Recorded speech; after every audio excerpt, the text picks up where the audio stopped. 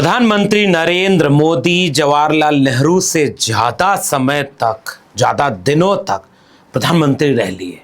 12 साल पूरा हो गया, जश्न मनाया जा रहा है। अभी इस तकनीकी विषय पर बात करेंगे कि प्रधानमंत्री नरेंद्र मोदी तो 12 साल रहे, नेहरू तो 16 साल से ज्यादा रहे। इसके पीछे बीजेपी वालों ने कौन सी कहानी गढ़ी है, इसको भी आपसे साझा करेंगे। पहले झालमुड़ी खाते प्रधानमंत्री का दृश्य देखिए। प्रधानमंत्री नरेंद्र मोदी ने आज के दिन 12 साल पहले जब शपथ ली थी, तब देश कहां था, और 12 साल का जश्न मनाते प्रधानमंत्री नरेंद्र मोदी से हम 12 सवाल पूछना चाहते हैं। और प्रधानमंत्री नरेंद्र मोदी को नेहरू से बड़ा, गांधी से बड़ा, सबसे बड़ा दिखने की जो चाहत है, वो इस बात पर सार्थक होगी कि वो इन 12 सवालों का जवाब इस देश को दे पाएंगे क्या। अब 12 सवाल कौन से हैं, इस पर आने से पहले जरा एक तकनीकी पक्ष देख लीजिए।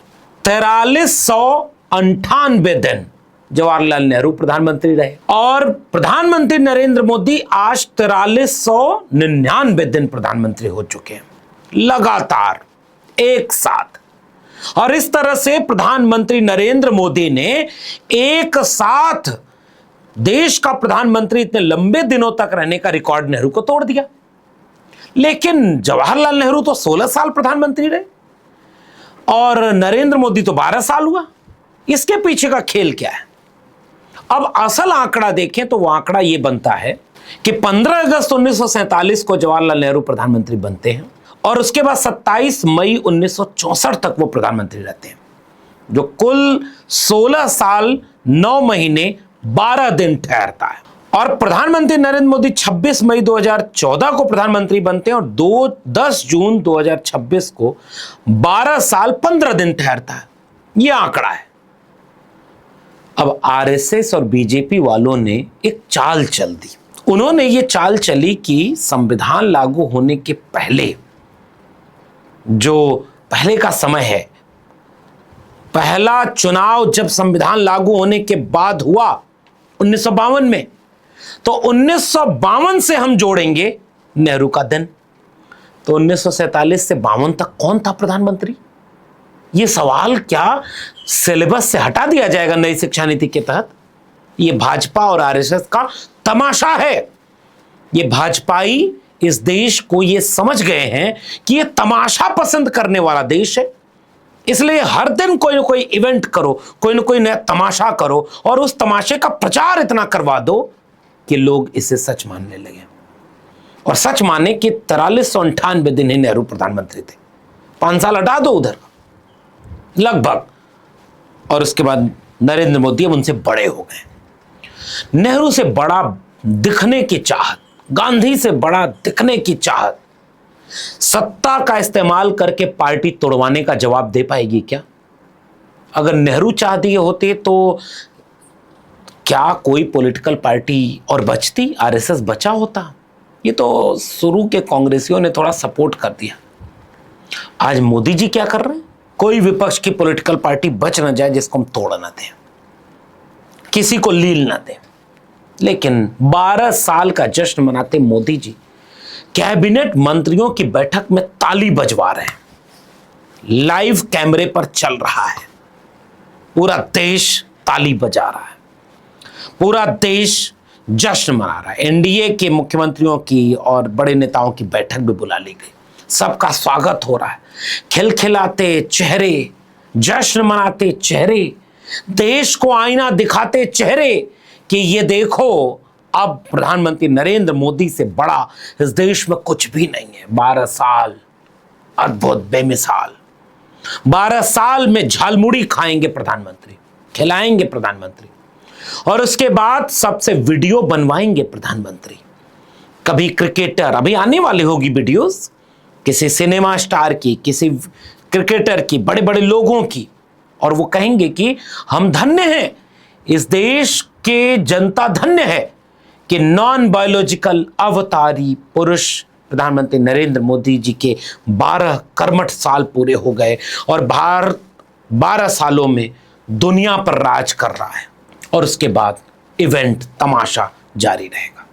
लेकिन हम अपने देश के प्रधानमंत्री नरेंद्र मोदी के 12 साल पूरे होने पर 12 सवाल पूछते हैं। सवाल नंबर 1, नरेंद्र मोदी जी, आप 2014 में जब चुनाव जीतने के लिए प्रचार कर रहे थे तब आपने कहा था कि अगर हमारी सरकार बनी तो हर साल 2 करोड़ रोजगार देंगे नौजवानों को। 12 साल में 24 करोड़ रोजगार आपने इस देश के युवाओं को दिया है क्या? इसका जवाब दीजिएगा। आपको क्या लगता है, दिया है?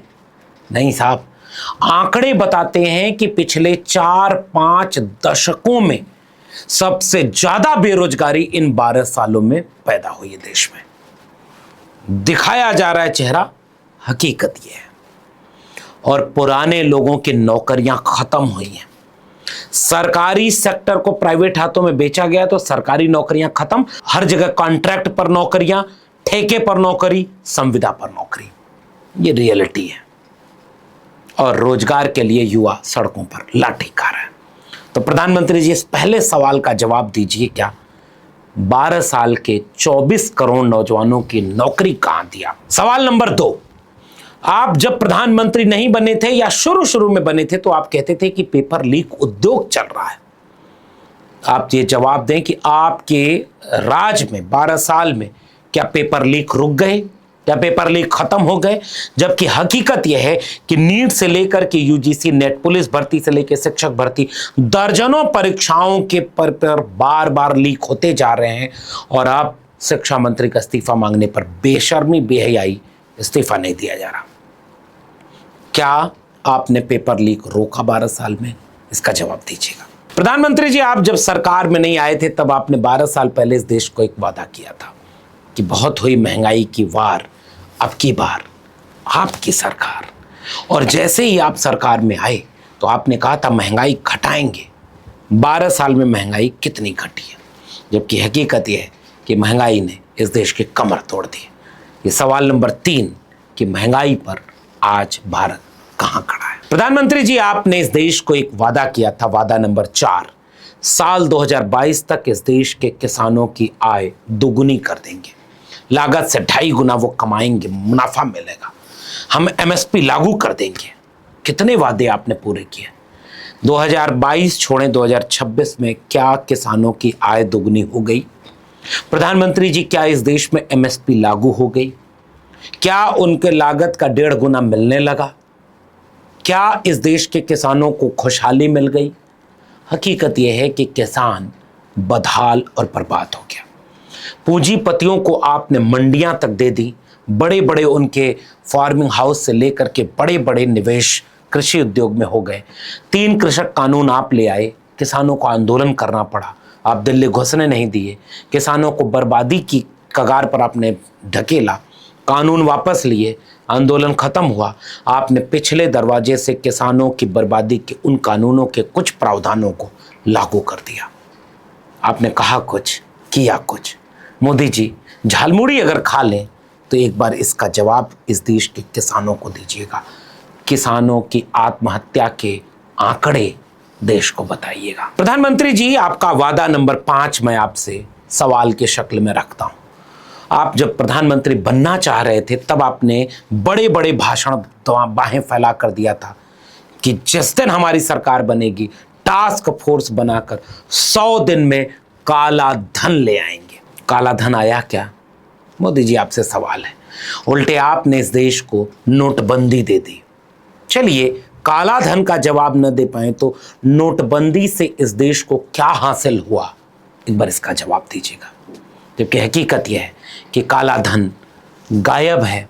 स्विस बैंक में तो आंकड़े बताते हैं काला धन बढ़ भी रहा है आपके राज में। और नोटबंदी के पैसे का सबसे अच्छा इस्तेमाल पूरे देश के जिले जिले में बीजेपी के कार्यालय और आरएसएस की शाखाओं में लगाया गया है। क्या प्रधानमंत्री जी इस 5वें सवाल का जवाब दे पाएंगे? सवाल नंबर 6, आपने कहा था अमीरों और गरीबों के बीच खाई को कम करेंगे। खाई बढ़ी कि नहीं? गरीबी रेखा के नीचे जाने वाले लोग, अभी तो ये आंकड़े कई विशेषज्ञ बता रहे हैं कि 100 करोड़ के आसपास पहुंच जाएंगे। प्रधानमंत्री जी, गरीबों को क्या मिला? प्रधानमंत्री जी, आपसे एक और सवाल। आप जाति जनगणना का विरोध करते रहे, सामाजिक न्याय का विरोध करते रहे और दिखाने के लिए आप नारा लगाते थे सबका साथ, सबका विकास, सबका प्रयास, सबका विश्वास। आपने आरक्षण खत्म करने के लिए सारी सरकारी शिक्षा और सरकारी नौकरी को प्राइवेट हाथों में क्यों भेजा? इसका जवाब कम से कम प्रधानमंत्री जी आपको देना चाहिए। आपने उन सांसदों पर कार्रवाई क्यों नहीं की जो कह रहे थे कि संविधान बदलना है, जो हिंदू राष्ट्र बनाने के लिए चलते हैं? आप संविधान पर माथा झुकाते हैं, लेकिन आप हकीकत में संविधान बदलने वालों के साथ खड़े हैं या उन्हें प्रोत्साहित कर रहे हैं? इसका भी जवाब दीजिए। प्रधानमंत्री जी, नवा सवाल आपसे पूछता हूं कि आप कहते थे संसद की गरिमा देश सबसे बड़ा है। आपने लोकतांत्रिक संस्थाओं ईडी, सीबीआई और तमाम लोकतांत्रिक संस्थाओं, चुनाव आयोग तक का इतना दुरुपयोग कर लिया, फिर लोकतंत्र भीतर से कमजोर हुआ कि नहीं? और आपके राज्य में ये हो रहा है कि नहीं? जबकि आपने कहा था कि आप लोकतंत्र मजबूत करेंगे, हकीकत क्यों है ऐसी? प्रधानमंत्री जी, आपने शिक्षा और स्वास्थ्य के लिए, रोजगार के लिए जो भी वादे किए थे वो आपने कहा था कि बढ़ाएंगे, शिक्षा का बजट बढ़ाएंगे। 2014 में शिक्षा का बजट तकरीबन 5.5% था जीडीपी का। 2025-26 में शिक्षा का बजट 2.5% है। हकीकत ये है। प्रधानमंत्री जी, ऐसा क्यों है? आपने हर हाथ में कलम की बजाय स्कूल बंद किया। आपके राज्य में तकरीबन 1.5 लाख सरकारी स्कूल बंद हो गए।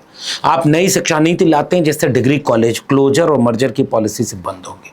आप ग्रेडेड ऑटोनॉमी की बजाय फाइनेंशियल ऑटोनॉमी देकर के इन सरकारी शैक्षणिक संस्थानों को प्राइवेट करने के लिए नई शिक्षा नीति बना चुके हैं। आपने सिलेबस को पूरी तरह से आरएसएसमय बना दिया और आपने हर जगह स्कूल, कॉलेज और यूनिवर्सिटी, खासकर वाइस चांसलर से लेकर के प्रोफेसर आरएसएस के भर दिए। इसका जवाब देंगे प्रधानमंत्री जी? और आखिरी सवाल, 12 साल बाद इसका जवाब दे दीजिए। अच्छे दिन कहां गए? पेट्रोल डीजल कहां गया? रुपए की कीमत कहां गई? 100 स्मार्ट सिटी कहां गई? 100 स्मार्ट गांव कहां गया? बुलेट ट्रेन कहां है?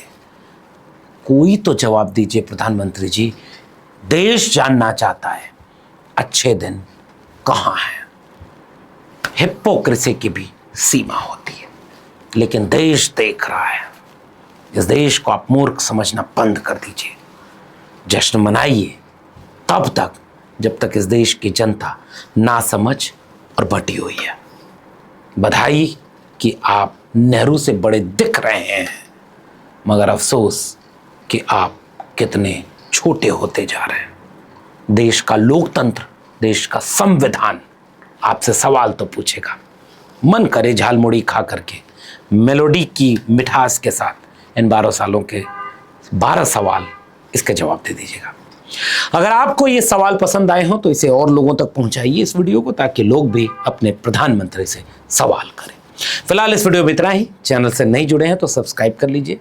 फिर मिलेंगे, तब तक के लिए बहुत बहुत धन्यवाद।